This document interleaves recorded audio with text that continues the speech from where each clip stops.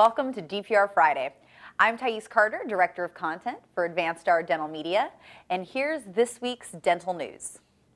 This week, we're going to shake things up a bit and bring you a segment focused on our sister publication, Dental Lab Products. First things first, let's take a look at the month's cover products. Ivoclar Vivadent's IPS e.max CAD-on is a CAD-CAM-based fabrication process for the production of zirconium oxide-supported restorations using IPS e.max CAD lithium disilicate.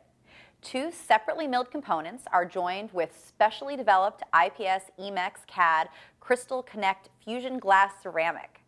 Bridges can be virtually constructed and separated into two parts in the Sirona design software, reducing manual working time.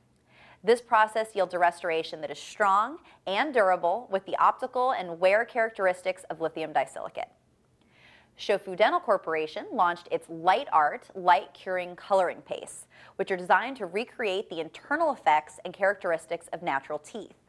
With a newly developed multifunctional monomer and photo initiator, it shows optimal surface curing qualities.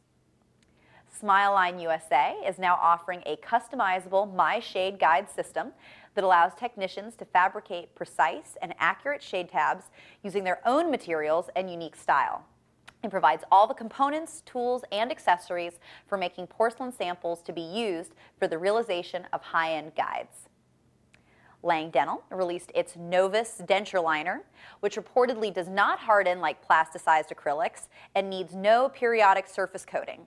It also is passive to fungus overgrowth, requiring no periodic antimicrobial treatments. It bonds well to acrylic denture bases without special adhesives and is easy to grind, adjust, and polish with most rotary instruments. Now, I'd like to bring on a special interviewee, Noah Levine. A senior editor for both DPR and DLP, he's been our go-to person on the lab side and is the author of this month's cover story, Materials, Science versus Gut. Welcome, Noah. Thanks for having me, Thais. Thanks for being here. Now, why was this an important story for dental lab products to tell? Well, the pace of material releases for the dental lab industry is almost staggering, and we wanted to see just what lab owners and technicians are doing to keep up with this and figure out which materials are good fits for their lab. From there, it kind of took on a life of its own, with the interviewees sharing with me all of the things that they do in evaluating materials, integrating them into their labs, and of course getting dentists to want to order restorations with those materials. Absolutely. Now, science versus gut, that's kind of a provocative title. Did any one side win out? Science definitely was the winner. The lab owners really need to understand the science behind these materials and trust the manufacturers in when they say it's going to do something, it's going to perform the way they think it's going to perform. Every one of the lab owners and technicians I spoke with, they've experienced failures in the past, and in this day and age, no lab of any size can afford to have failures like that. Gut still comes into play, though.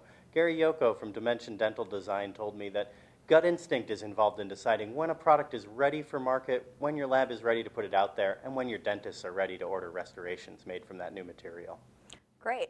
Now, Noah, was there anything that surprised you in your interviews for this piece? Well, the level of trust between the lab owners, the lab technicians, and the manufacturers really surprised me. Everyone I spoke with said it's incredibly important to not only follow the manufacturer's instructions, but follow them exactly to get the results you're expecting. Mark Jackson, RDT from Precision Ceramics Dental Lab, he went so far as to say that doing anything that deviates from this is akin to experimenting on the patient, and you're dragging along the clinician and the materials manufacturer for the ride. Wow, wow. So was there anything that didn't make it into print that we can look forward to online? Jackson shared with me that he follows materials in not only the dental industry, but a whole range of other industries to see what's coming to dental. And he's following material science and engineering publications. The web-exclusive content we have covers not only the industries that Jackson follows, but the trends he sees and the new materials he expects to impact the dental lab industry going forward. Wonderful. Well, Noah, thank you so much for your time. This sounds like a great article. For the viewers out there, you can pick up your March issue of DLP or do a quick search on dlpmagazine.com. Noah, thanks again for your time this morning. Thanks for having me. Now, we're running out of time, but before we say goodbye, I want to remind you that we have two fantastic webinars for dental lab technicians available on demand at dentalproductsreport.com. In one, you can get a sneak preview of Henry Schein DDX lab scripts and how its digital tools can increase demand with your dentists. In the other, you can hear from both a dentist and a lab expert on how 3MSB's Lava COS and digital impressions can enhance productivity and workflow.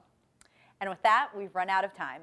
It's been a lab-focused week, but remember, for more on the latest products and industry news throughout the dental industry, don't miss DPR Friday next week and every week.